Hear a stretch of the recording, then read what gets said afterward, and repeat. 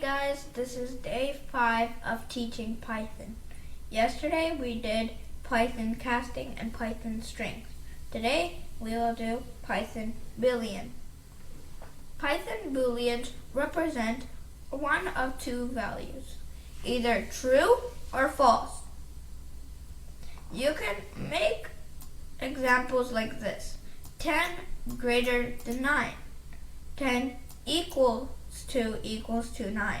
And whenever you want to write equals to and say that two integers or two things are like the same value, you'll have to do equals to equals to. It will not do equals to. You'll do equals to equals to. So two symbols. And print 10 less than 9. So when you do this, it will say true, false, false. So it automatically does it. You just have to make sure you don't put it in quotations, and it will automatically do it. Over here, you're assigning what to say when it's either true or when it's false. So over here, you'll say A equals 200, B equals 33. If B greater than A, then print B greater than A. Or if it's not, print B not greater than A. It says if you won't do this, if you won't write any of this, and like if you just say like print B greater than A or something like that, it will just give true or false. But in this case, it will give false. But if you write this thing, it will say B not greater than A. This is what you're saying to print over here. What to say. Evaluate values and variables. So it will, if you ask print Boolean hello, print Boolean 15, it will say true. You're asking whether these two are Booleans. It will give two trues. It can be both an integer or a string. And you can do it another way. Instead of doing this, you can assign variable names and just write the variable down there. And it will still say true, true. Over here, most values are true. Almost any value is evaluated true. Any string is true, any number is true, except 0. Any list, tuple, set, dictionary are true, except the empty ones. So if you write anything mostly over here, it will give 3 trues.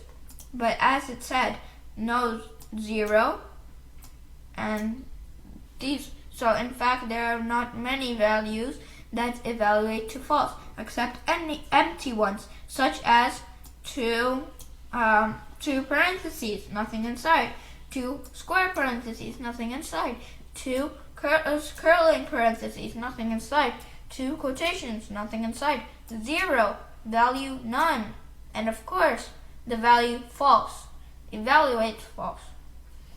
So over here, it gives you all of these. It will not work. Okay? This one more value or object in case evaluates false. And if you have an object that is made from a class with a len function that returns 0 or false. So over here, you're saying that return 0. You're saying that it will be 0, so that's why it gave you false. That's exactly what it says over here. You can create functions that return a Boolean value. So you can just clearly say return true or return false, and it will exactly do that. So you say true, it will do true. And over here, you also gave it another true value, and it says if my func is like this, it says return true. So if it's true, then print yes, else print no.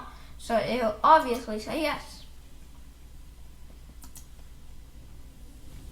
Over here, x equals 200.